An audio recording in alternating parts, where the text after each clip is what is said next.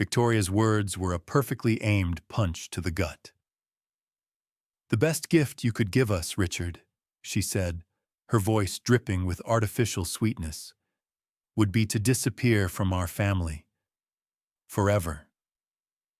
She stood in the cavernous, sun-drenched kitchen of my son's house. Her immaculate $20,000 wedding dress hung on a special rack by the patio doors, a ghostly white sentinel. That fake smile she reserved for me was plastered on her face. My son, Christopher, just stared at the pristine quartz countertop, buffing an imaginary spot with his thumb. He nodded once, a tiny, cowardly motion. He didn't even look at me. "Victoria, I don't think—" I started. "Please," she cut me off, holding up a hand adorned with the flashing diamond I'd helped pay for. "This is our special weekend. The rehearsal dinner is tonight. The wedding is tomorrow. We can't have negativity. Your negativity is ruining the mood." "My negativity?" My voice came out flat. Dead. I'd spent the morning helping the florist, the afternoon moving tables for the rental company, and the evening listening to her complain that the champagne wasn't cold enough.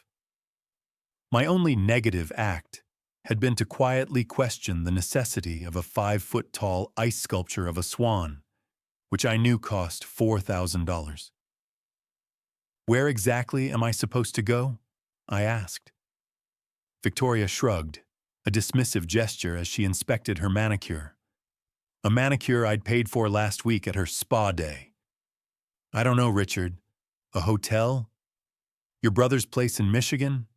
Honestly, I don't care where. Just not here. Be gone by the time the rehearsal starts at 5. "This is still my son's house," I said, my hands tightening into fists. Chris finally spoke, his voice unfamiliar and cold. "Actually, Dad, it's really Victoria's house now. She's handled all the finances, all the improvements. You gave us some money once. A long time ago. Some money. Once." The words echoed in the massive kitchen. The Sub-Zero refrigerator I'd installed with him. The custom Italian cabinetry my money had paid for. The entire $1.479 million down payment. Some money. Something inside me didn't break. It shifted. It clicked into place like the tumbler of a vault. The part of me that had been desperate for their approval, for a scrap of family, just vanished. "You're right," I said softly. Victoria looked up, surprised. She'd been expecting a fight. Tears. Begging. She'd been ready to tell her friends later how difficult old Richard was being. "I'll pack my things," I said. "I'll be out in an hour." Chris actually looked relieved. "It's for the best, Dad. We'll talk after the honeymoon, when things calm down." As if this was just a minor spat. As if I'd just been asked to pick up a different brand of coffee. I turned and walked out of the kitchen. I could hear their voices before I even hit the stairs. "We can finally turn that guest room into my yoga studio," Victoria said, her voice bright and victorious. Chris mumbled something about a home office. I walked up the stairs to the guest room that had been my only space in this house for 3 years. It was never my room. It was always the guest room. Because guests eventually have to leave. If you're watching this video, tell me where you're from or what time it is for you. I packed my small suitcase with mechanical efficiency. Fold, place. Fold, place. My hands were steady, but my mind was screaming. I stopped in front of the small, framed photo on the nightstand. My late wife, Laura.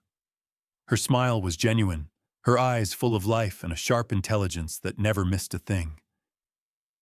We had been married for 43 years, and not once had she ever made me feel unwelcome in my own home. She wouldn't have stood for this, Laura. I whispered to the picture. She would have seen this coming a mile away. 3 years ago, I'd stood in the empty living room of our house in Bridgeport. It was a beautiful old brick bungalow we'd spent 30 years restoring with our own hands. Every floorboard, every piece of trim, held a memory of her.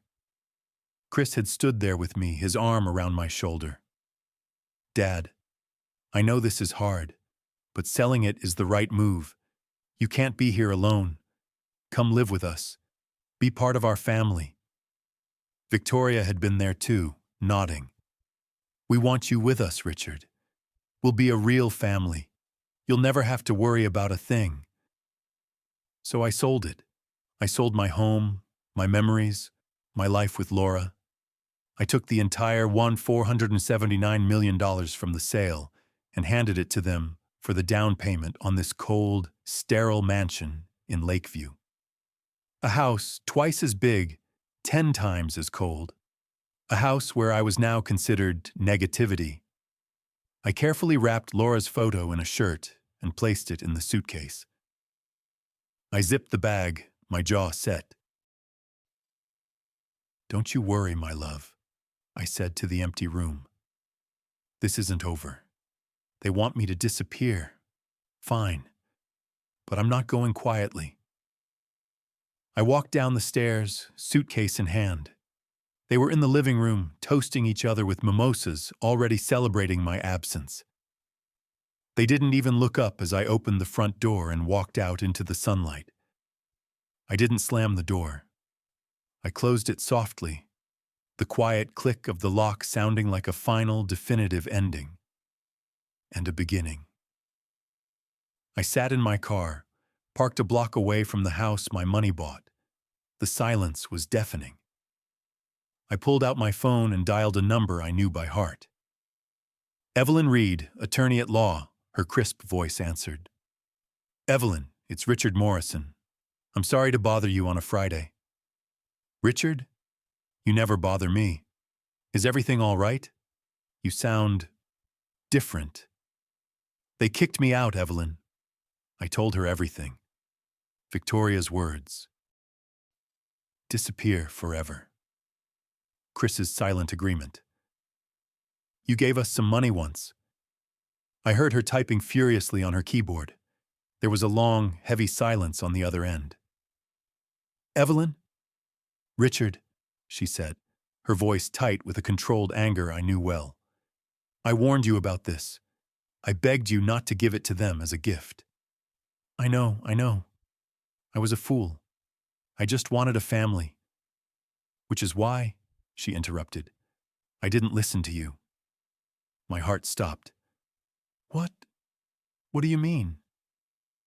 "You were so focused on keeping the peace and not making waves.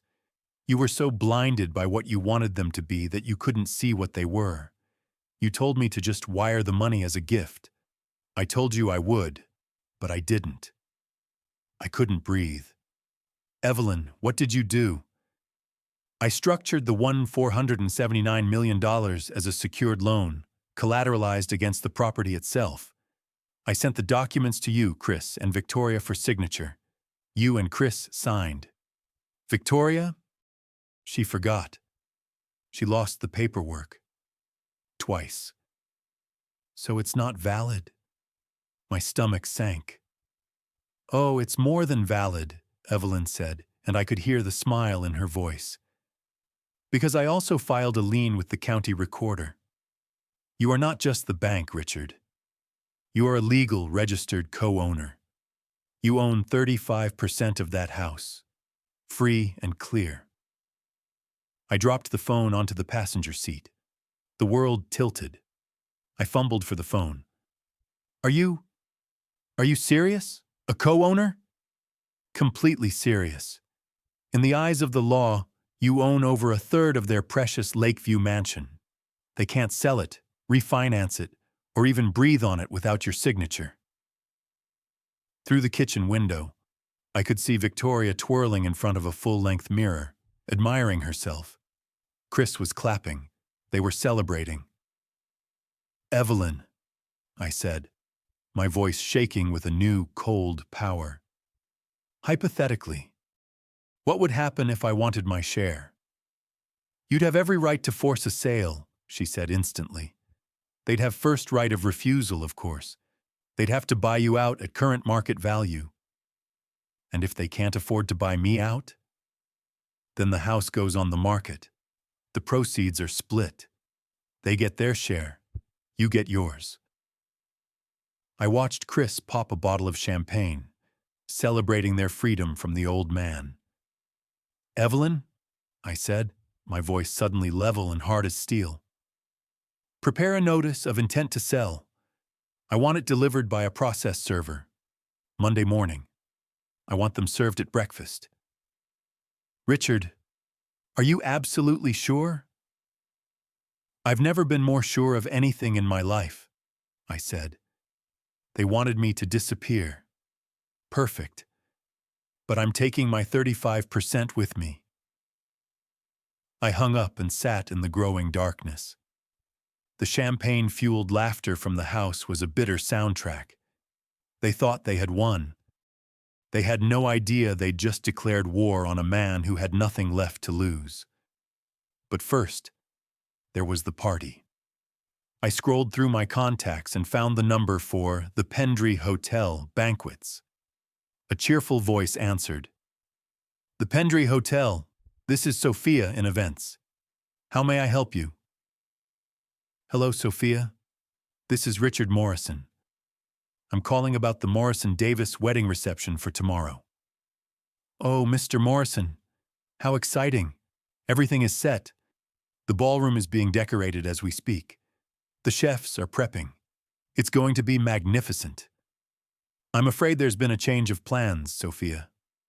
Oh? The cheerfulness in her voice faltered. A change? What sort of... I need to cancel the reception. Dead silence. Cancel? Sir? Mr. Morrison, the wedding is tomorrow. We have 200 guests confirmed. The food, the staff, the orchestra, it's all locked in. I understand completely. And I am fully prepared to pay the cancellation fee as stipulated in the contract. Every last penny. But sir, the contract, surely you want to speak with the happy couple? Sophia, whose name is on that contract? A rustling of papers. Well, yours, Mr. Morrison. You paid the $50,000 deposit. You made the $100,000 prepayment. Your credit card is on file for the balance. That's correct. And the total cost, as I recall, is $238,000. Is that right? Yes, sir, that's correct. Good. Then, as the sole contract holder, I am exercising my right to cancel the event. Please cancel everything. The food, the orchestra, the open bar, the flowers, everything. Mr. Morrison, with all due respect, this is highly irregular. It's their wedding.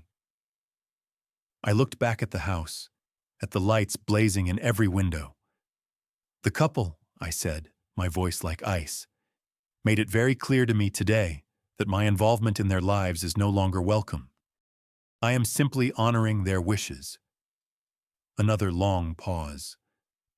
I understand, sir. The cancellation is confirmed. The fee, it will be substantial. Charge it to the card on file, Sophia, and thank you for your professionalism.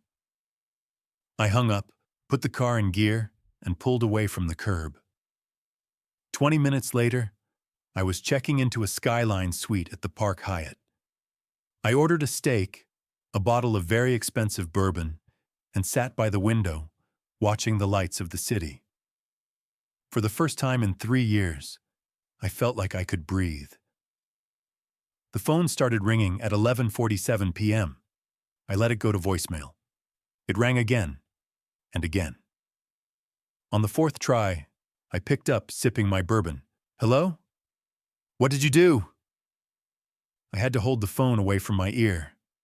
Victoria's voice was a hysterical shriek. I'm not sure I follow, I said calmly, muting the jazz on the hotel's sound system. The Pendry! The hotel called! They said you canceled our reception. Our wedding reception, Richard. There are 200 people coming tomorrow. 200? My, that is a problem, isn't it? Well, I'm sure you and Chris will figure something out. The phone was fumbled, and Chris's voice came on, high and panicked. Dad, this is insane! You can't just cancel our wedding because you're upset. I didn't cancel your wedding, son. You can still get married in the church. God knows you need the prayer. I just canceled the party I was paying for. But the deposits, the money. Yes, the money. Let's talk about that. Do you have any idea what that party was costing me, Chris? I don't know. 50 grand? 60?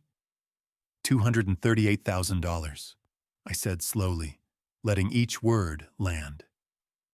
$238,000. Silence.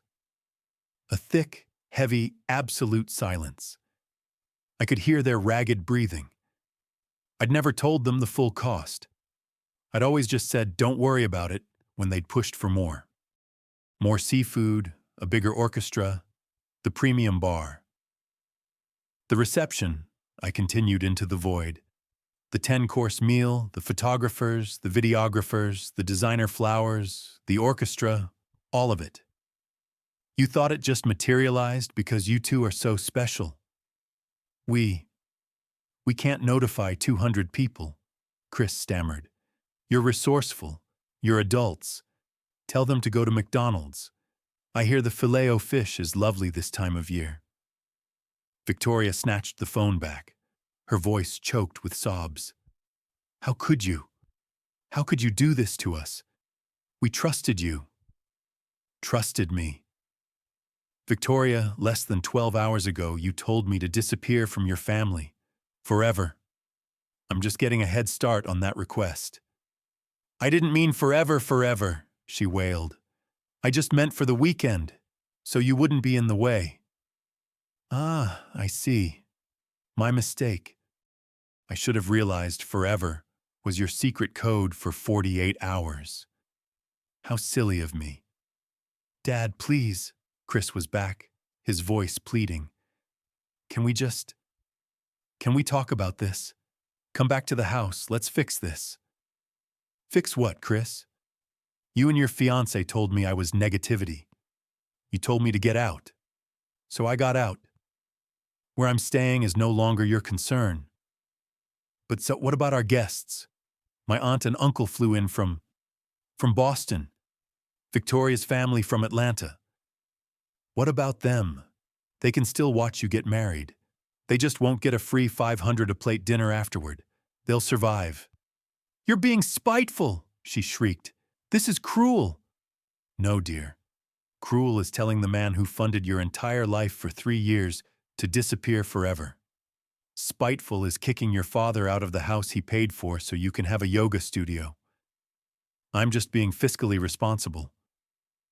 This is going to ruin us. Everyone will find out. It's humiliating. Well, since you brought it up, I said, leaning back in my plush armchair. We should probably talk about that. What? What do you mean? Chris's voice was tight with a new dread. I mean your lifestyle. This wedding was just the tip of the iceberg. What are you talking about? Chris asked, but the panic in his voice was unmistakable. I'm talking about your household budget, son. Do you even know what it is? Do you have any idea what your monthly expenses are versus your income? We manage, he said weakly. No, Chris, I manage. You two just spend. Let's do some math, shall we? The small emergencies I've been covering for the last year, that we're a little tight this month, Dad? Silence. I totaled it up before I left. In the last 12 months alone, not counting the wedding, not counting the house down payment, I have given you $62,900. I heard a sharp intake of breath. Probably Victoria. $62,900 for car repairs, for property taxes you forgot about, for Victoria's credit card bills from shopping sprees, for your joint vacation to Aruba that you put on a card to get the points. Those were gifts, Dad, Chris stammered. Were they? Because from my end they looked a lot like an allowance. And allowances, son, can be suspended. As of right now, the First National Bank of Dad is permanently closed. The silence stretched so long I thought they'd hung up. Finally, Chris spoke, his voice small. What do you want, Dad? Interesting. 2 hours ago, they couldn't wait to be rid of me. Now, suddenly, they wanted to negotiate. What do I want? I echoed. I want exactly what you offered me. I want to disappear from your family. Permanently. I took a sip of bourbon. The smooth, smoky burn was satisfying. And when I go, I'm taking my money with me. What? What money? Victoria whispered, her voice trembling. The wedding money? Oh no, dear. That's already gone. I'm talking about the $1.479 million I invested in your house, the house you just kicked me out of. That was a gift, she shrieked. You gave that to us. That's not what the paperwork says, I said, smiling. That's not what the county recorder's office says at all. You see, you two have a new housemate you didn't know about. Me. I own 35% of your home. The sound Victoria made was something between a scream and a choke. You'd better get some sleep, you two, I said, my voice pleasant. You've got a big day tomorrow, and a very busy Monday. My lawyer, Evelyn Reed, will be in touch. Good night. I hung up the phone before they could respond. I drained my glass, stood up, and looked out the window at the glittering Chicago skyline. It's a beautiful city, Laura, I said to the empty room. I think I'll buy myself a place with a view. My phone was a vibrating brick of desperation all morning. 42 missed calls, 53 texts, ranging from "Dad, please call me" to "You are a monster, I hate you." I ignored them all. I ordered a magnificent room service breakfast, Southern grits, black coffee, a bagel with lox, and read the Tribune cover to cover. It was the most peace I'd had in years. The wedding was supposed to be at noon. At 9 a.m., there was a frantic pounding on my hotel room door. Dad, open the door. I know you're in there. I sighed, put down my coffee, and looked through the peephole. Chris. He was still in his wrinkled clothes from last night. His hair was a wreck, his tie was crooked, and his eyes were red and bloodshot. I opened the door, but blocked the entrance with my body. Shouldn't you be getting married, son? It's your big day. Dad, please, you have to stop this. His voice cracked. Victoria is... She's having a complete breakdown. She's locked herself in the bathroom and won't come out. Her mother is threatening to fly back to Atlanta. It's a disaster. That does sound like a problem, I said, leaning against the door jamb. I hope you figure it out. Figure it out? You did this. You destroyed our wedding. No, son, I said, my voice hardening. I did not destroy your wedding. I simply withdrew my financial support for your $238,000 party. There's a difference. You can still go to the church, you can still say, I do. Or you can go to a justice of the peace. It's much cheaper. He pushed past me into the room, his hands shaking. This is insane. All of it over what? A misunderstanding? Because we asked for some space? Sit down, Chris. Something in my tone made him obey.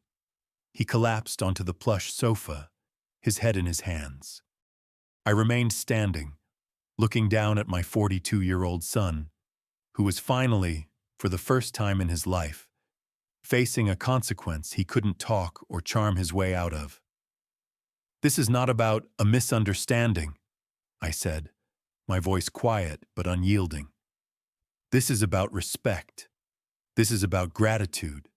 This is about you and your fiancé treating the man who made your entire lifestyle possible like an ATM. And then, when the ATM ran out of patience, treating him like garbage to be thrown out. We've always treated you well, he mumbled into his hands. Really? When was the last time you asked me a question about my life? About my interests? About how I was feeling about Laura? He started to speak, then stopped. The silence in the room was his answer. Kanom, when was the last time you invited me to do anything?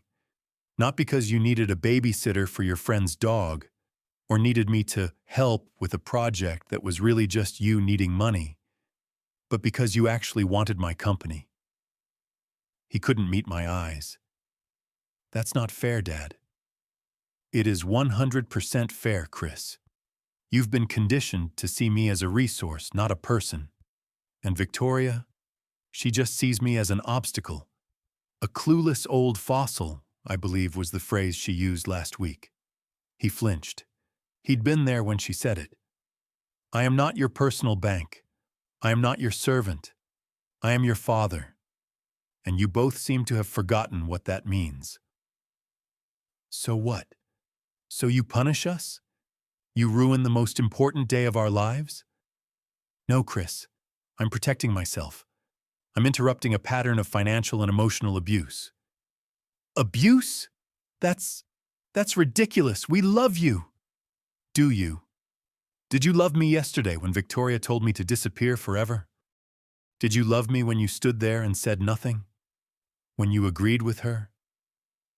It's for the best, Dad. The color drained from his face. He had no answer.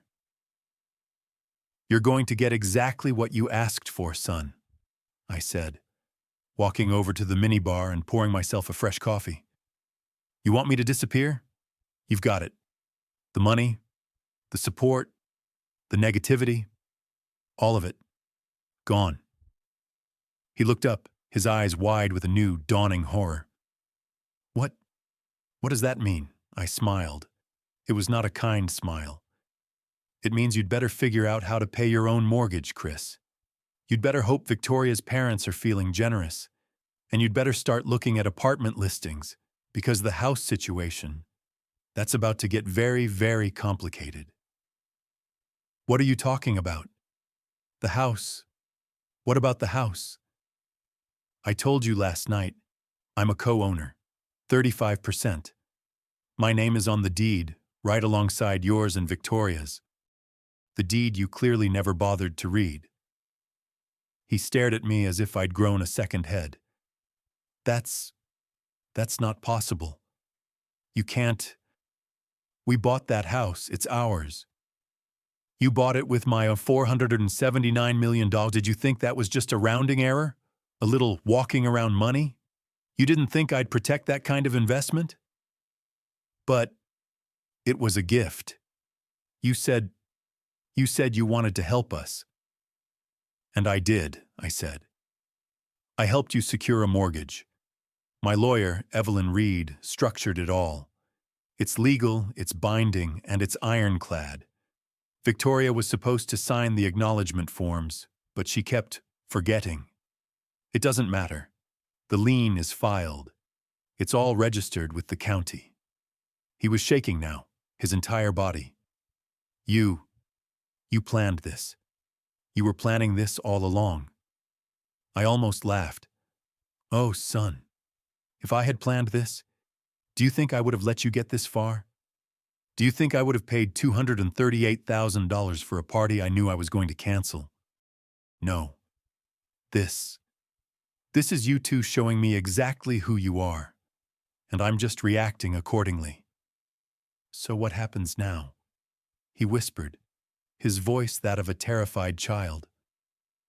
Now you have two options. You can either buy out my 35% share at the current market value, or we sell the house and split the proceeds. His face went white. We We can't afford your share. The house is worth over $4 million now. 35%. That's about $1.47 million. I finished for him. Almost exactly what I put in. Funny how that works, isn't it? You two get all the appreciation, and I just get my money back. I'm practically a saint. Dad, please. The notice of intent to sell will be delivered tomorrow morning, Chris. I suggest you go home. You have a bride to console, and a lot of math to do. He stumbled to his feet, his eyes glazed over. This will destroy her. She should have thought of that before she tried to destroy me, I said, opening the door for him. Have a lovely wedding day, son. He staggered out into the hallway, a man walking to his own execution. I closed the door, the lock clicking firmly into place. I sat down, the adrenaline starting to fade, replaced by a cold, hard resolve. I had just detonated a nuclear bomb in the middle of their perfect, curated lives. The fallout was going to be spectacular. I picked up the Tribune again, but my mind was racing. They had no move. They were trapped. They'd have to sell. My phone rang. It was Evelyn. I smiled, thinking she was calling to congratulate me.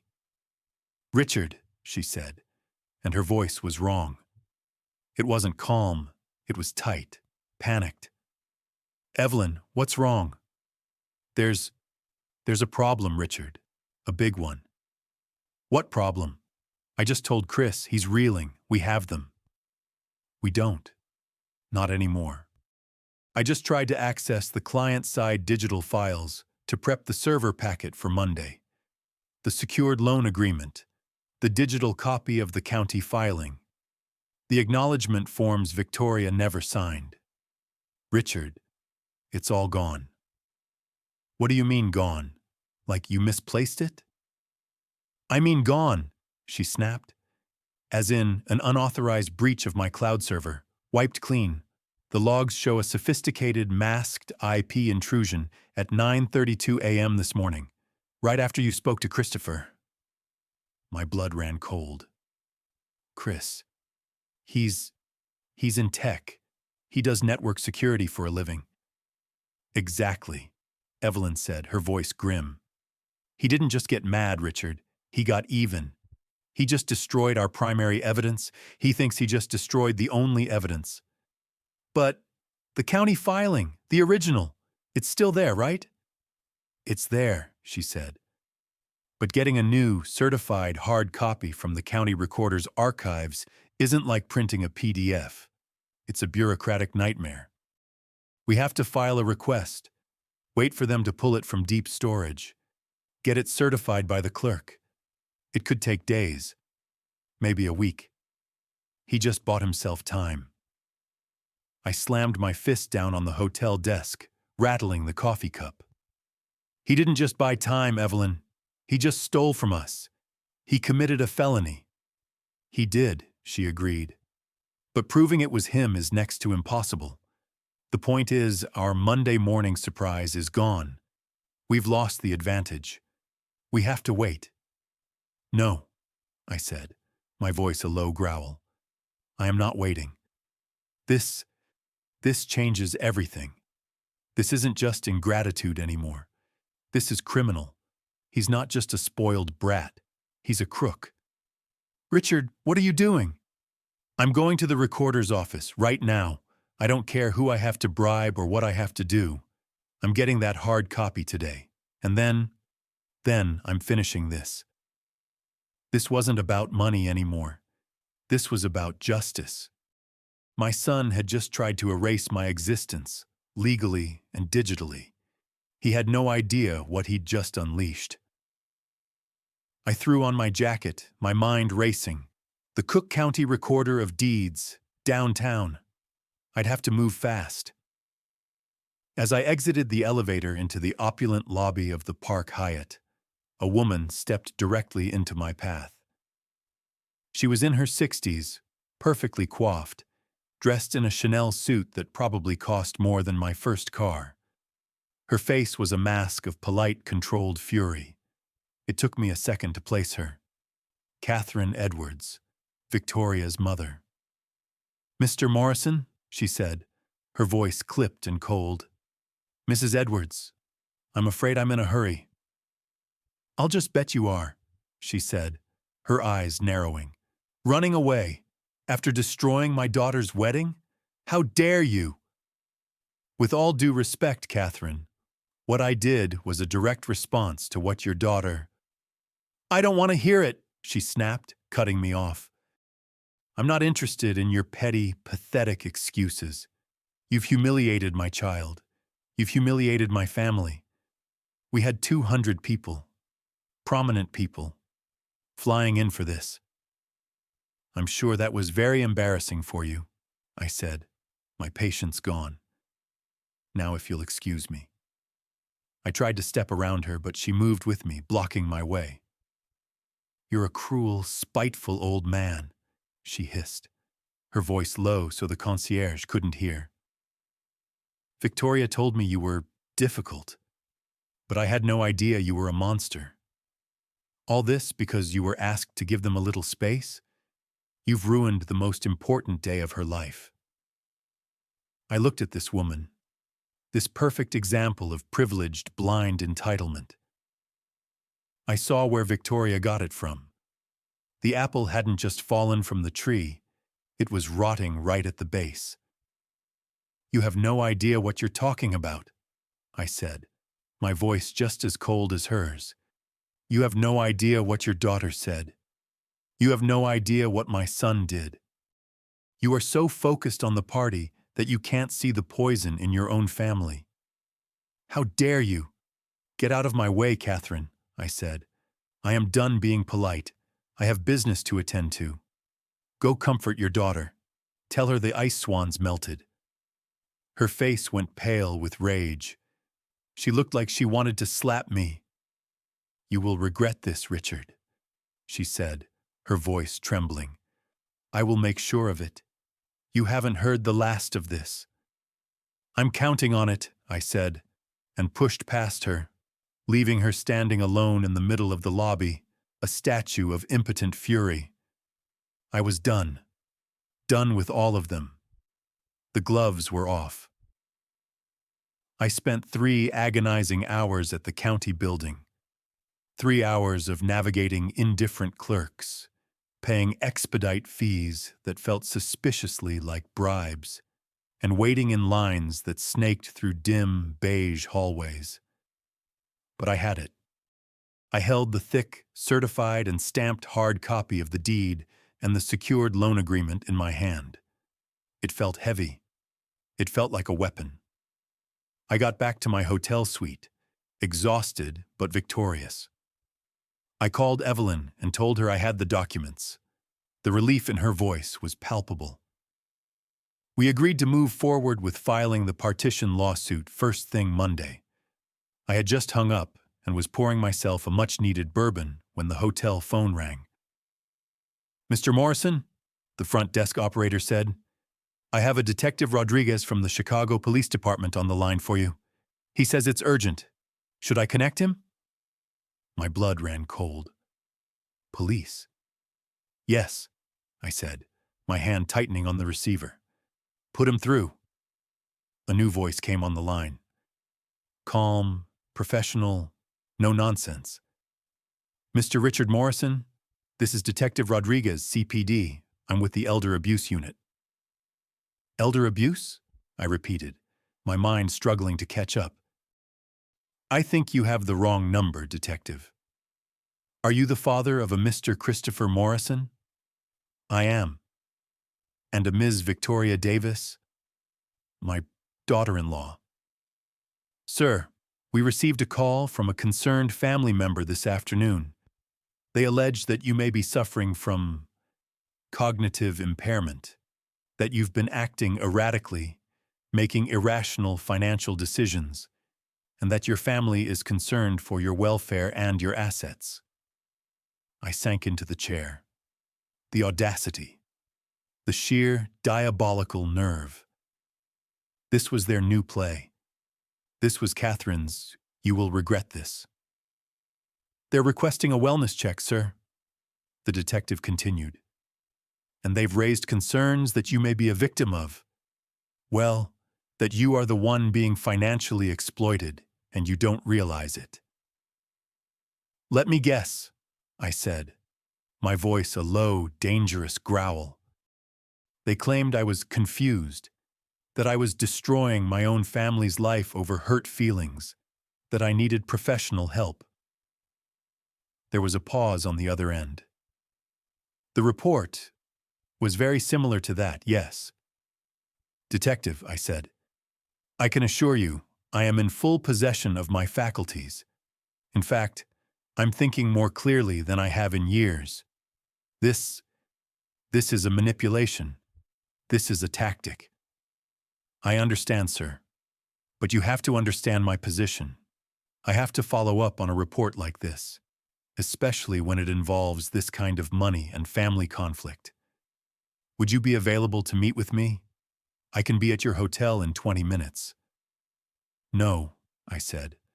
"Not at my hotel. I'll come to you. Right now. I'm on my way." "Sir, that's not—" "I'll be at your precinct in 15 minutes, detective. And I'm bringing paperwork. I have quite a bit. I'd like to talk to you about regarding financial exploitation. Just not the kind my family reported." I grabbed the certified documents, my bourbon, and my jacket. "If they want to play hardball," I muttered to the empty room, "I'll show them what a real power play looks like." The 18th District Precinct was loud and smelled of stale coffee and disinfectant. Detective Rodriguez was younger than I expected, with sharp, intelligent eyes that had seen everything. He led me to a small, glass-walled interview room. "Mr. Morrison," he said, sitting down across from me, "I want you to know, the person who called—" They seemed genuinely concerned. "I'm sure she did," I said, opening my briefcase. "My daughter-in-law, Victoria, is an excellent actress. Her mother, Catherine, is even better. But their concern is selective." I laid the first document on the table, a printout from my bank.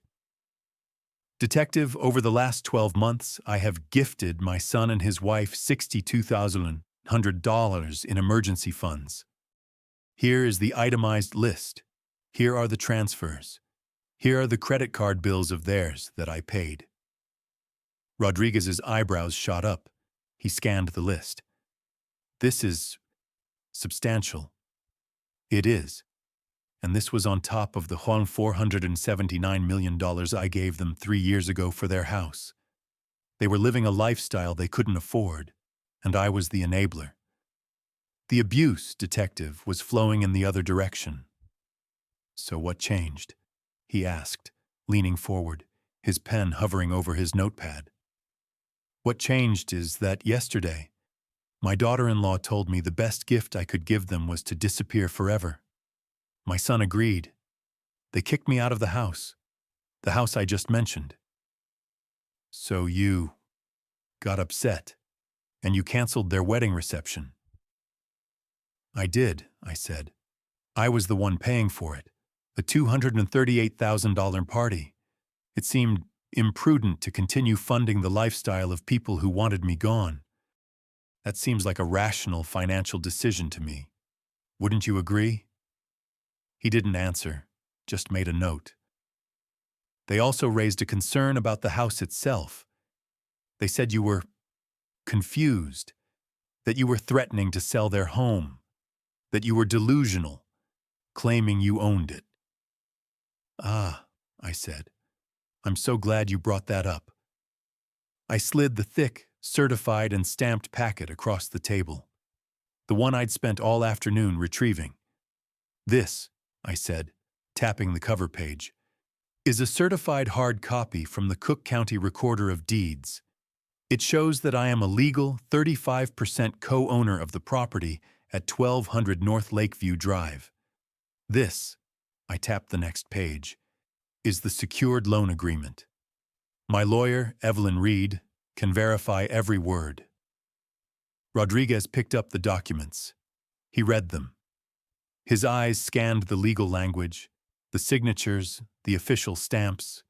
He was silent for a full minute.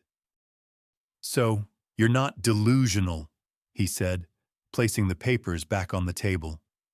You're a legal investor protecting his assets. Exactly. And when my son, who works in network security, found this out this morning, he panicked. My lawyer's servers were breached. The digital copies of these files were erased. A desperate criminal act by someone trying to hide the truth. Rodriguez's expression hardened. That's a very serious allegation. And this wellness check call you received? It's their next move. They're trying to have me declared mentally incompetent, to get control of my assets, to stop me from exercising my legal right to sell my share of the house. I leaned forward. So, you tell me, detective, who is the victim of elder abuse here?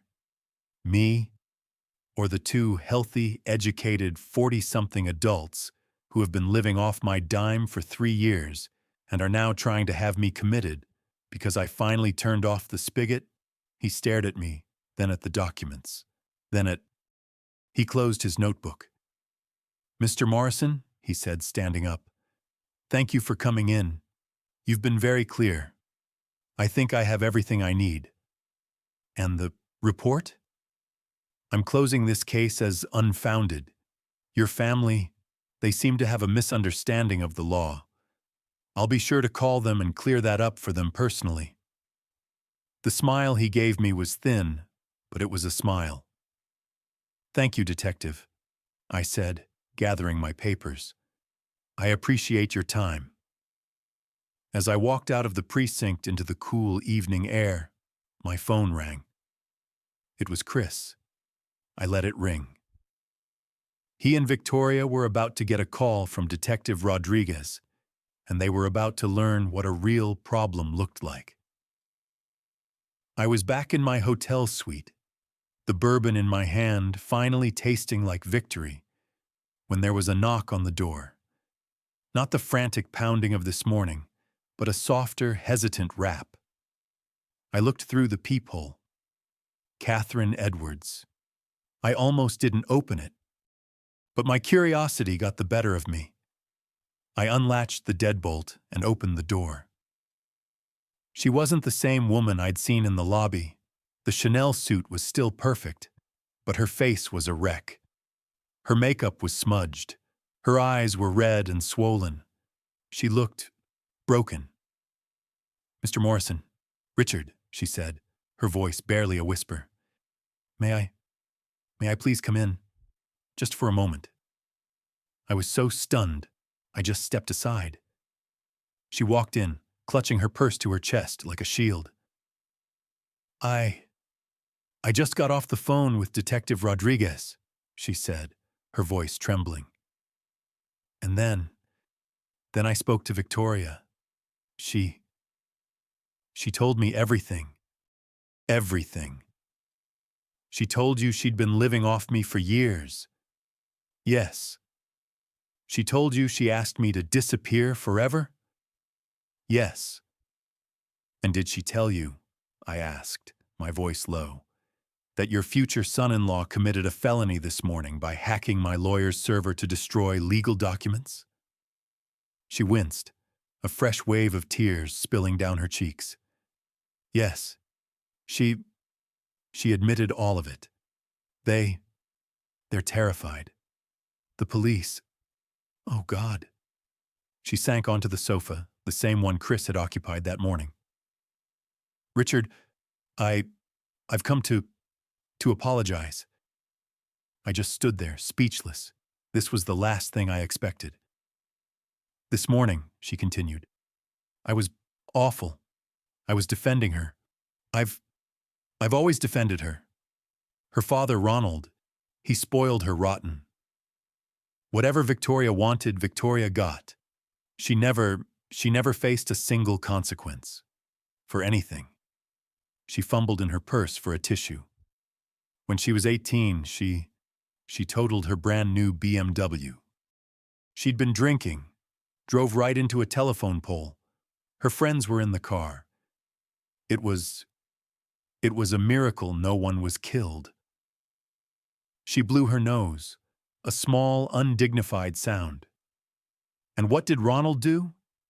He hired the most expensive lawyer in Atlanta. He made a donation to the Police Athletic League. He got the charges dropped, erased. It was like it never happened. She never even had to do community service. She looked up at me, her eyes filled with a profound, decades-old shame. I tried to argue with him. I told him, Ronald, she needs to learn. And he said, our daughter's life isn't going to be ruined by one silly mistake. But it wasn't one mistake. It was the beginning.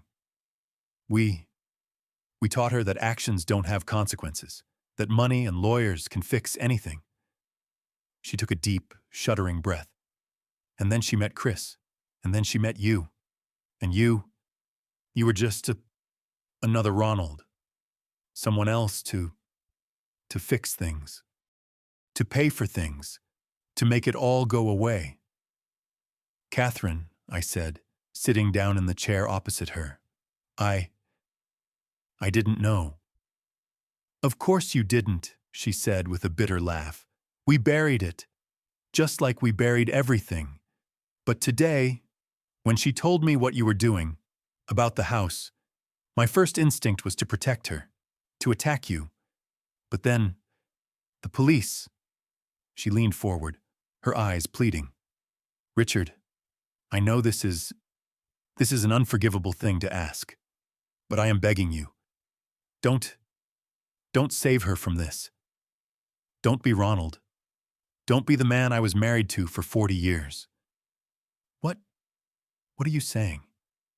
I'm saying, do it, she said, her voice gaining a strange, fierce strength. Sell the house, take the money, do whatever it is you have to do. My daughter, she is a 40-year-old spoiled brat, and it's my fault. It's Ronald's fault. But you're the only one who's ever been willing to say no to her. Please, don't stop now. She needs this. She needs to face this, or she will never, ever change. We sat in silence for a long time, an unexpected, unbelievable alliance. She called me, Catherine whispered, right before I came here, hysterical, demanding I lend her the $147 million to buy you out, as if it were pocket change. And what did you tell her? She looked me straight in the eye, and for the first time I saw the woman of steel beneath the Chanel. I told her, absolutely not. I told her, you made this bed, Victoria. You can lie in it. And then I hung up, and I came here. She stood up, pulling her suit jacket straight. I'm flying back to Atlanta tonight. I can't be here for this, but... She pulled a business card from her purse and laid it on the table. If you need anything, a character witness, or just someone to talk to, who understands, please call me. Catherine. Thank you, Richard, she said. Thank you for finally giving my daughter the consequence her father and I never had the courage to. She walked to the door, opened it, and was gone. I sat there stunned for a very long time. The entire game had changed. The meeting was set for Tuesday at 2 p.m. Evelyn Reed's office, neutral territory, all dark wood, leather-bound books, and the scent of old money and binding contracts. I arrived early. Evelyn and I went over the strategy. It was simple. We had the certified documents. We had the law on our side. They arrived 20 minutes late. They looked like they'd been dragged through hell. Chris's suit was rumpled, and he had dark circles under his eyes. Victoria. She looked like a ghost. Her face was pale and puffy, her eyes swollen. The designer dress she wore hung on her, as if she'd lost weight in the last 3 days. She wasn't wearing her engagement ring. They sat down at the far end of the long, polished conference table. They wouldn't look at me. Evelyn began, her voice crisp and formal. Thank you for coming. Let's review the facts. On May 14th, 3 years ago, my client, Richard Morrison, provided $479 million for the down payment on the property at 1200 North Lakeview Drive. She slid the certified deed across the table. The mortgage lists him as a co-owner. The deed, filed with Cook County, shows his 35% share. This is all legally recorded, binding, and irrefutable. Chris stared at the paper as if it were a coiled snake. We didn't know. No one explained this to us. You would have known, Evelyn replied, her voice sharp, if Victoria had signed and returned the acknowledgement forms, which I sent via certified mail on 3 separate occasions, or if either of you had bothered to read the closing documents you signed. Victoria flinched, her face turning a blotchy red. I was busy with the move. For 3 years? Evelyn asked, her skepticism a palpable force. I let them squirm. I let the silence hang in the room. Finally, I spoke. The question, I said, my voice calm, is not what happened 3 years ago. The question is how we move forward. Today. They both looked up, their eyes wide with a desperate, terrified hope. I see 2 options, I said. Option 1, I said, steepling my fingers. You buy me out. Evelyn slid another paper across the table. The current appraised market value of the home is $4.2 million. Mr. Morrison's 35% share is, therefore, $870,000. Victoria made a small, choking sound. We don't have that. That's impossible. We can't get a loan for that much. Our credit? Yes, I said. Your credit. We can get to that in a moment. But let's assume you can't find the money. That leads us to option 2. I paused, letting the weight of it land. That we sell the house. No. Chris slammed his hand on the table, the first sign of life I'd seen from him. No, we are not selling our home. We built that. We live there. You live there, I corrected him. On my investment. An investment I am now choosing to liquidate. Under the law, as a co-owner, I can file a partition suit, forcing a sale. The court will order the property sold, and the proceeds will be divided according to our ownership percentages. Evelyn, ever the professional, slid over another projection. If the house sold today for $4.2 million, after commissions and closing costs, you'd net approximately $3.9 million. Mr. Morrison's share would be $1,365,000. Your share, after paying off the remaining mortgage, would be roughly $2,135,000. That's not enough, Victoria burst out, her voice rising in panic. We can't buy anything in Lakeview for that. We'd have to move. We'd lose everything. You'd have $2.5 million, I said, my voice flat. You'd have to move, yes, to a condo or a smaller house, in a different neighborhood. You know, the kind of place people with your actual income can afford. The way most of the world lives. Chris ran his hands through his hair, his desperation palpable. Dad, there has to be another way. A payment plan? We could pay you, every month, like a mortgage, to you. I'd been waiting for that. I looked at Evelyn, who just raised an eyebrow. A payment plan? I asked. Interesting. At what interest rate, son? With what collateral? You've already demonstrated you don't honor financial agreements. You've demonstrated you'll commit a felony.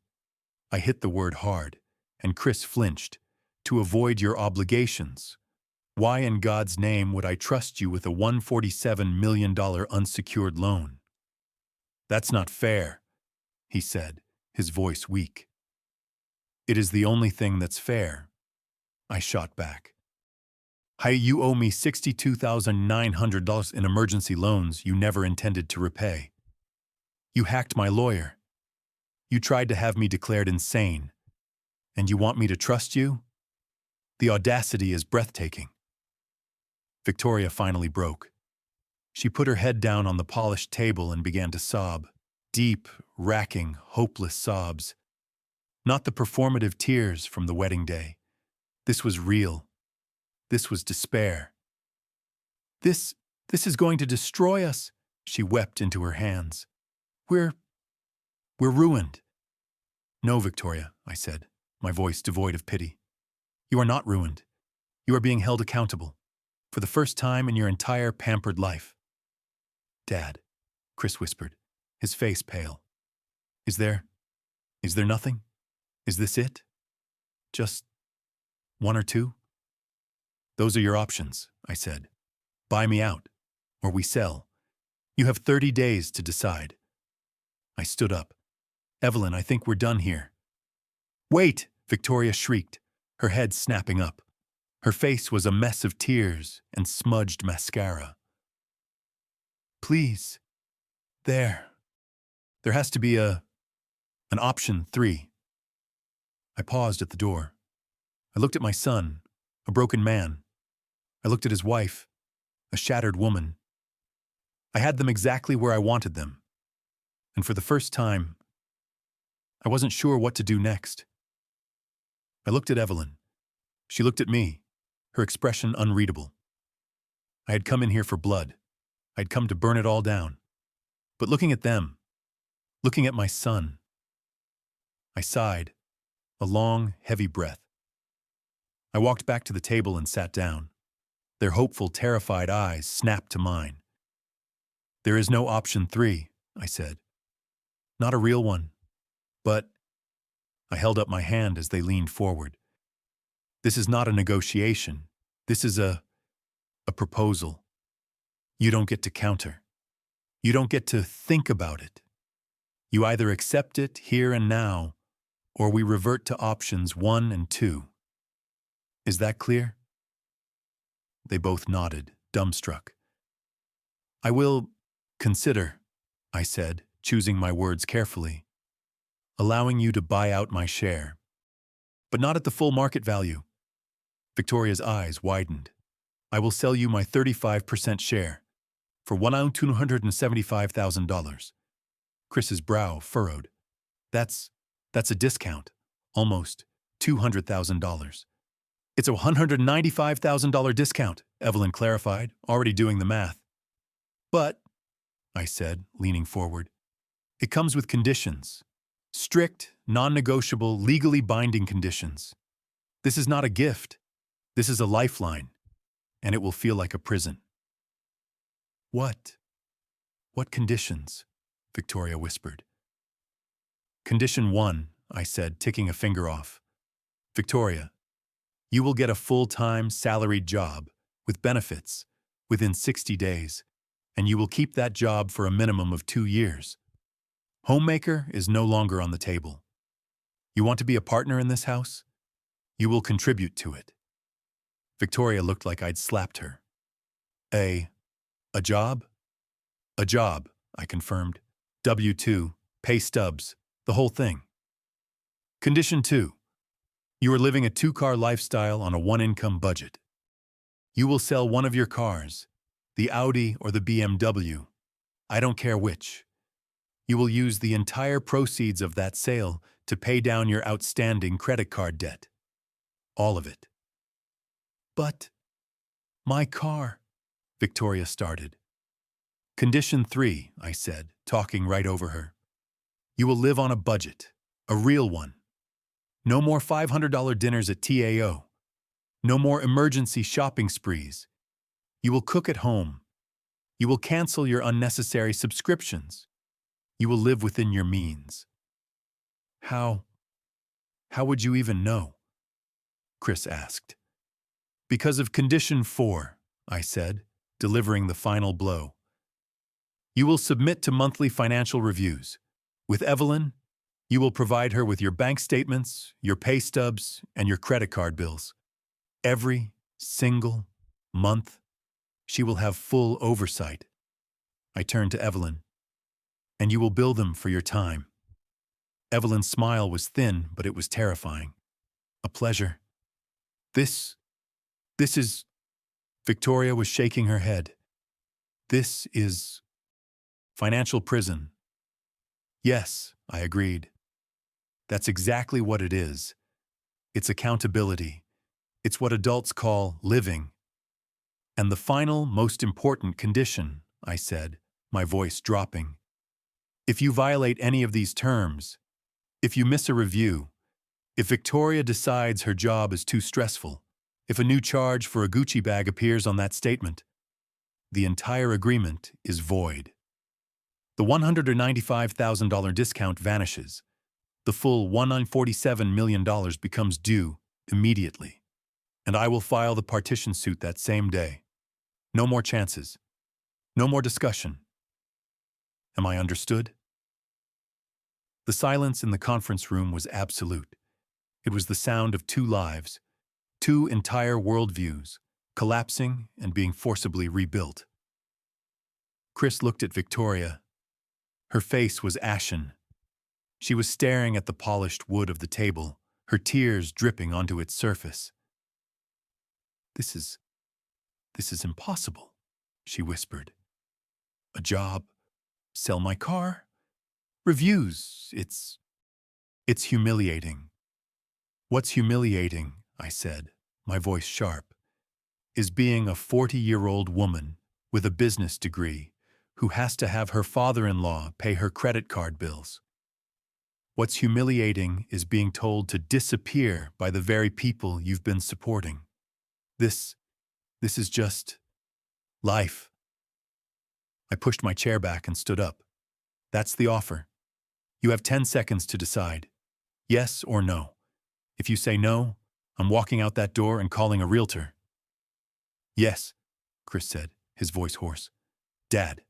Yes. Victoria's head snapped up, her eyes wide with betrayal. Chris, we can't. We must, he said, turning to her, his voice low and intense.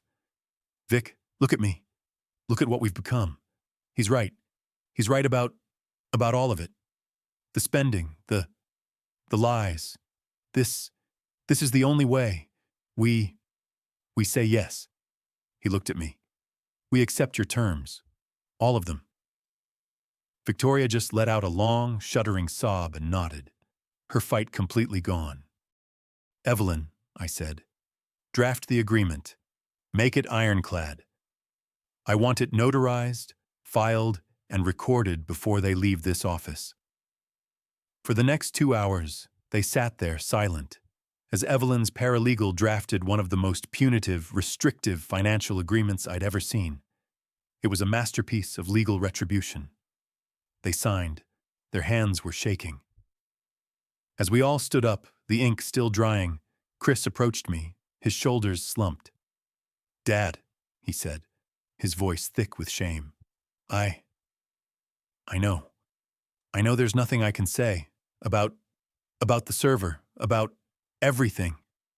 You're right, I said, looking him dead in the eye. There isn't. Not a single word. Your apologies mean nothing to me. Your actions, that's all I'm interested in. You have 60 days to sell a car. Victoria has 60 days to find a job. The clock is ticking. I'll transfer the money from the car sale as soon as it clears, he said, like a chastened schoolboy. You'll do no such thing, I said. You'll bring the bank check for your credit card companies to your first review with Ms. Reed. I don't trust you. I may never trust you again, but she will verify. I turned to Victoria. She wouldn't meet my gaze. "Thank you," she whispered to the floor. "Thank you for giving us a chance." "This isn't a chance, Victoria," I said. "It's a leash, and I'm holding the end of it. Don't you ever forget that." I walked out of the office, not looking back. I felt victorious. I felt exhausted. And for the first time, I felt a small, terrifying pang of sadness. I had won. I had saved my money. But I was pretty sure I had just lost my son. I was sitting in my new condo, a beautiful 2-bedroom place in Bridgeport, not far from my old bungalow. It had a view of the park, a community garden, and most importantly, it was quiet. It was mine. 6 months. 6 months of peace. 6 months of silence. The financial reviews with Evelyn, I heard, were brutal. The first month, they'd shown up with the check for the BMW sale, $38,000. It had paid off 2 of Victoria's highest interest cards. Victoria, I'd heard through Evelyn's dry reports, had found a job, a receptionist at a dental clinic in Hyde Park. It was, I was told, a humbling experience for her. My phone rang. The caller ID was a number I didn't recognize. I let it go to voicemail. A minute later, a text popped up. "Mr. Morrison, it's Victoria. Please, I have some good news. I wanted to tell you." My curiosity, once again, got the better of me. I dialed the number. "Hello?" she answered, her voice hesitant. "Victoria, you have good news." Yes, I got promoted."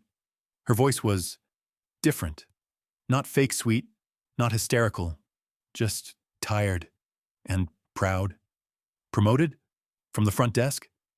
They made me office manager," she said, and I could hear a small smile. "Dr. Hernandez, he said I was a natural, that I'd reorganized the entire billing system in 3 months, that I'm good at it, at managing things, solving problems." "That's wonderful, Victoria," I said, and I was surprised to find that I meant it. "Congratulations." There was a long pause. I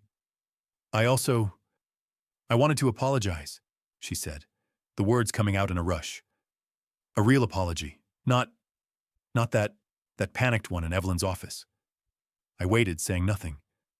I've been so awful to you," she said, her voice cracking. "For years.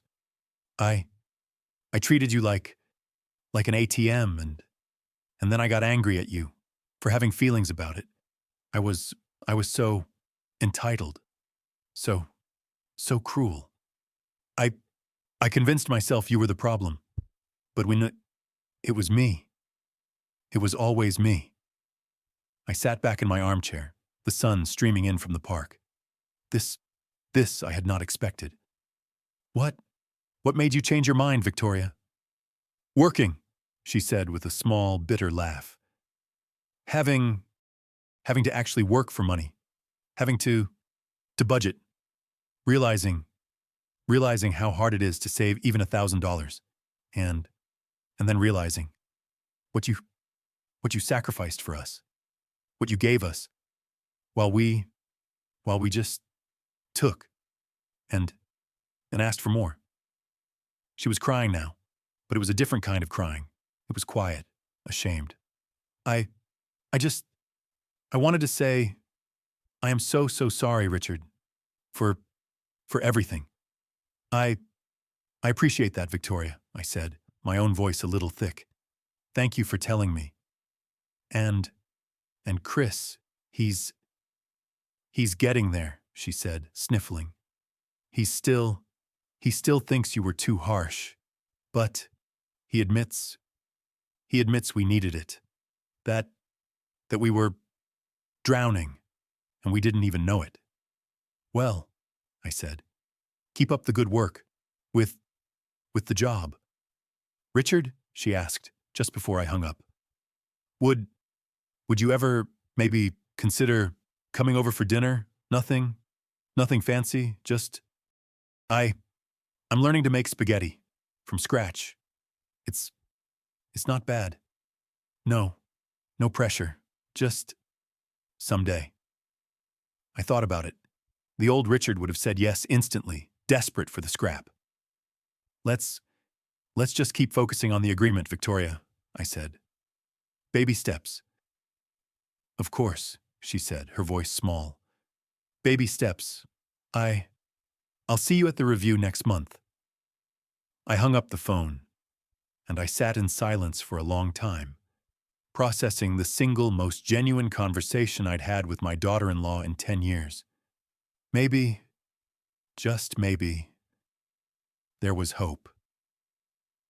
The monthly reviews at Evelyn's office became the new, strange ritual of our family. I didn't attend the first few. Evelyn would just send me a one-page summary. Month 3. In compliance. Restaurant expenses reduced by 90%. All streaming services canceled except one. V. Morrison income verified. Month 4. In compliance. C. Morrison has taken on freelance work for additional income. All credit card balances now at 0. Month 5. In compliance. Joint savings account opened. First deposit, $500. At the 6-month mark, the same day Victoria called me, I decided to go. I sat in the corner of the conference room, saying nothing. They walked in, looking nervous. They were thinner. They looked tired. But they also looked lighter. They sat at the table and spread out their papers. Bank statements, pay stubs, a color-coded budget spreadsheet. All right, Evelyn said, adjusting her glasses. Let's see. Restaurant expenses, $120, that's well within the twice-a-month limit. Good. I bought a cookbook, Victoria said shyly, not looking at me. I'm learning to make chicken and dumplings. Chris says it's good. That's wonderful, I said, from the corner.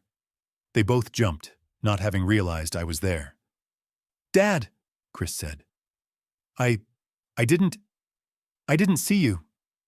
Go on, I said. Pretend I'm not here. Evelyn continued, a small smile playing on her lips.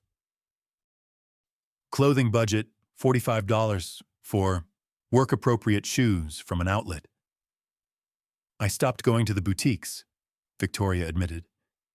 It turns out I don't need a new outfit every week. And the gym? Evelyn asked.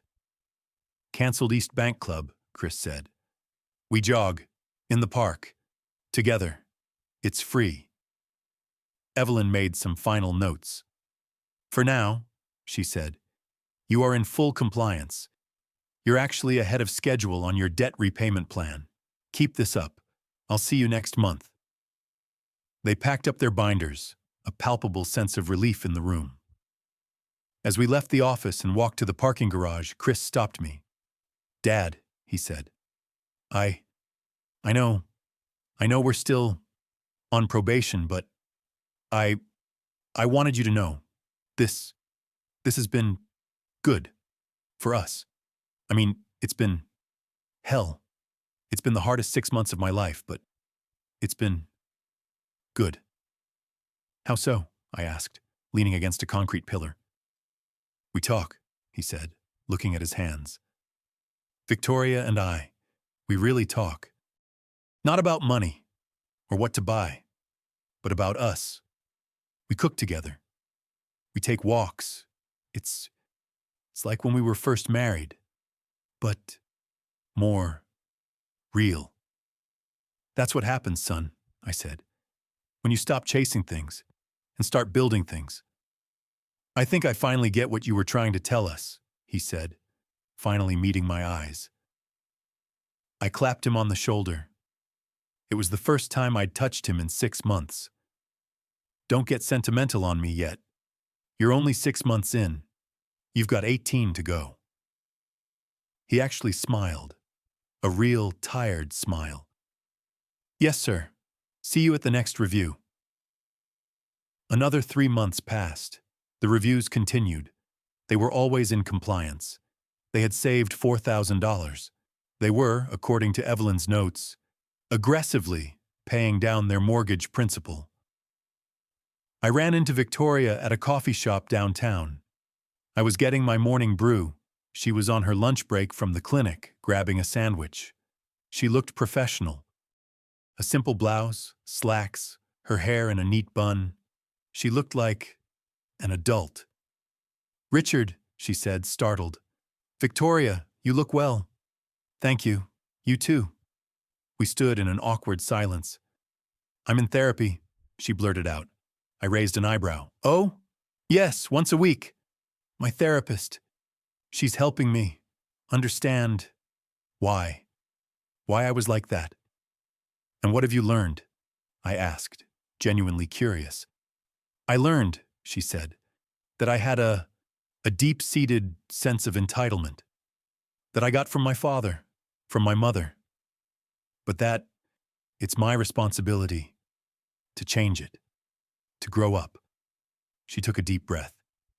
"She also helped me understand why I said those horrible things to you that day."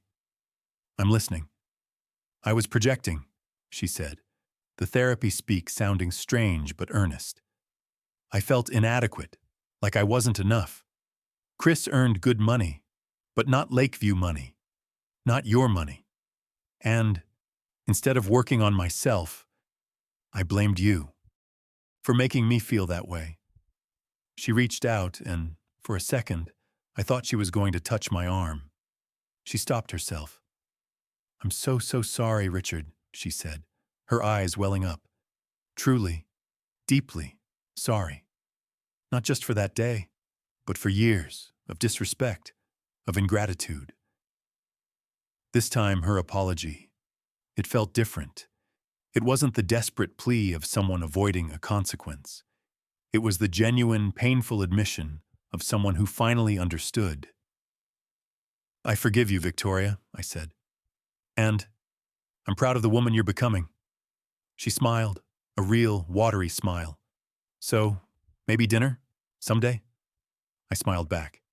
"Maybe. Baby steps." "Baby steps," she agreed. 9 months into the agreement, I got a call from Chris. "Dad," he said, his voice stronger than it had been in a year. Are you busy on Saturday?" "I don't think so. Why?" "Victoria's making that chicken and dumplings thing. It's actually really good. We want you to come to dinner, at the house." I hesitated. "I don't know, Chris." "Please, Dad," he said. "It's not a trick. It's just dinner. Please." "Okay, son," I said. "Okay, I'll be there." I walked up to that front door for the first time in almost a year. My stomach was in knots. I rang the bell. Chris opened it, a genuine smile on his face. "Dad, hey, come on in." The house, it was different. The cold, sterile furniture was gone. In its place, comfortable, simpler pieces. It looked lived in. It looked like a home. Victoria came out of the kitchen, wiping her hands on an apron. Her hair was in a messy bun, and she had a smudge of flour on her cheek. "Richard," she said, smiling, a real warm smile. "You came. I'm so glad. Dinner's almost ready." The dinner was delicious.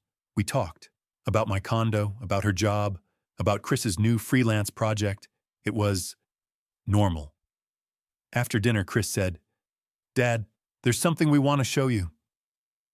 They led me upstairs, to the old guest room, my old room. They opened the door. I was speechless. They had transformed it. It wasn't a yoga studio. It wasn't a home office.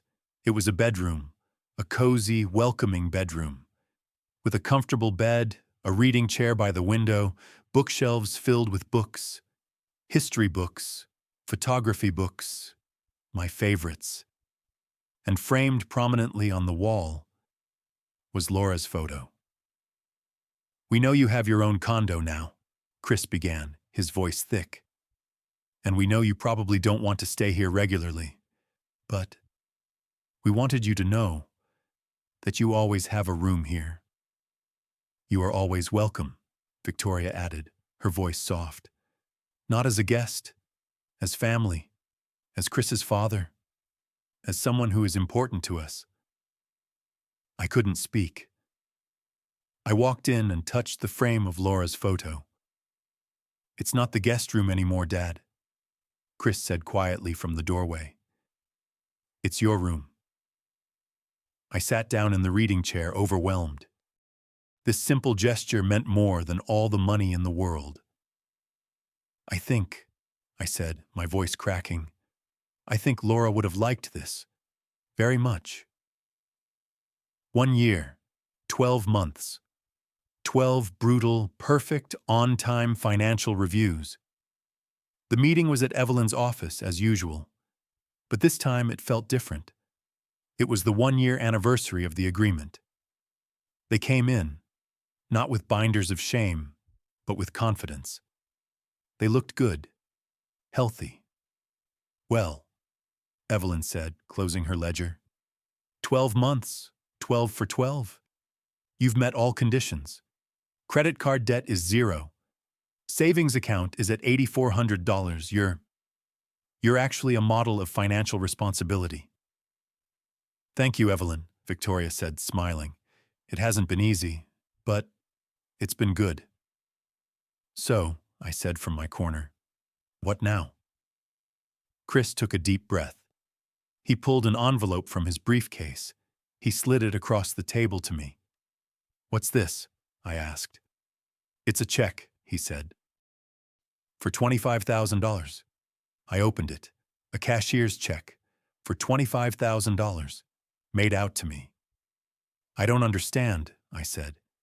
The agreement, it doesn't require payments. Just the loan, a balloon payment in 2 years. We know what the agreement says, Dad, Chris said.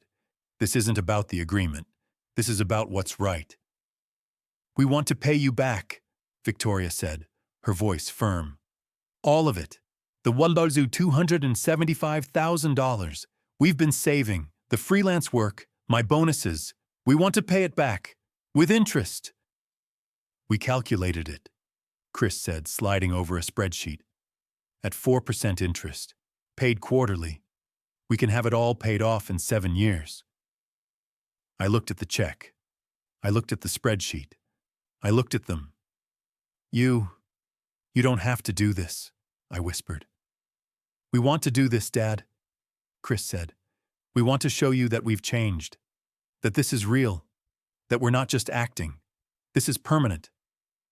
Evelyn smiled, a real, rare smile. Well, she said, if you accept this new payment agreement, Richard, I'll need to document it legally. But I must say, in my 20 years as an attorney, I have rarely seen such a complete transformation. I slid the check back across the table. I don't want your money, I said. Their faces fell. I want to take you to dinner, I said, to celebrate, and you can pay. Their stunned silence lasted a second before they both burst out laughing, a real, genuine laugh, and I laughed with them. The 2-year agreement was coming to an end. The payments had arrived like clockwork, quarterly, $25,000 plus interest. They hadn't missed one. It was Victoria's birthday. She was turning 42. They'd invited me over, just a small dinner. Catherine was flying in from Atlanta, a few of Victoria's colleagues from the clinic, a few of Chris's work friends. I was the guest of honor. The house was warm and filled with the smell of homemade lasagna. The vibe was happy, relaxed, real. Catherine and I embraced like old friends. Richard, she said, you look wonderful. This new condo agrees with you. And you, Catherine, I said. You look radiant. How's Atlanta? Oh, same as ever. But I think our girl here, she's finally grown up. After dinner, Chris tapped his glass. I want to make a toast, he said, his voice nervous. Well, first an apology, and then a toast. The room grew quiet. 2 years ago, he began, Victoria and I treated my father in an unforgivable way. We used him. We disrespected him. We took him for granted. And when he finally set boundaries, we called him crazy. We tried to have him declared incompetent. It was the lowest moment of our lives, the most shameful. Victoria stood up next to him, taking his hand. But that low moment, she continued, was also our turning point. Because Papa Richard, he loved us enough to say no, to force us to grow up, to teach us that money is not love, and that family is not a free pass to treat people poorly. Chris raised his glass. So we toast Papa Richard for being the father we needed, not the one we wanted, for loving us enough to be tough, and for giving us a second chance we didn't deserve, but one we are determined to honor, every day. To Papa Richard, they all said. I stood up, my eyes burning. I want to say something too. I spent years being their safety net. I thought I was being kind, generous, but I wasn't. I was being an enabler. I was robbing them of the chance to discover who they could be. When I finally took that net away, I was terrified they would fall. But they didn't. They learned to fly. And in doing so, they taught me that it's never too late for a family to heal, to rebuild. I raised my glass. To Chris and Victoria, not for who they were, but for who they have become. Cheers. 2 years to the day the original wedding was supposed to happen. We were back at the Pendry Hotel, in the same grand ballroom. But this time, it was different. There were no ice swans. There was no $238,000 price tag. There were 30 chairs, 30 people, close family, true friends, Victoria's colleagues from the clinic, who adored her. I was sitting in the front row, next to Catherine. Victoria and Chris stood at the front, holding hands. They had paid for this, themselves, every penny. They renewed their vows. 2 years ago, Chris said, his voice steady, I promised you a fairy tale. Today, I promise you reality. I promise to be your partner, in budgets and in life. I promise to never forget the lessons we learned when we almost lost everything. Victoria was crying but smiling. 2 years ago, I wanted a party. Today, I just want a marriage.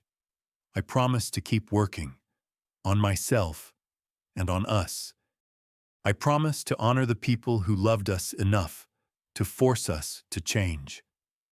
After the ceremony, at the simple, elegant buffet dinner, which included chicken and dumplings, Chris asked me to say a few words. I stood up. 2 years ago, in this very room, a $238,000 party was canceled. It was called cruel, spiteful, harsh, and it was. It was the hardest decision of my life.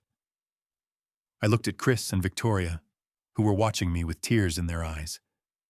But today, seeing what they have become, what they have built, together, I understand something.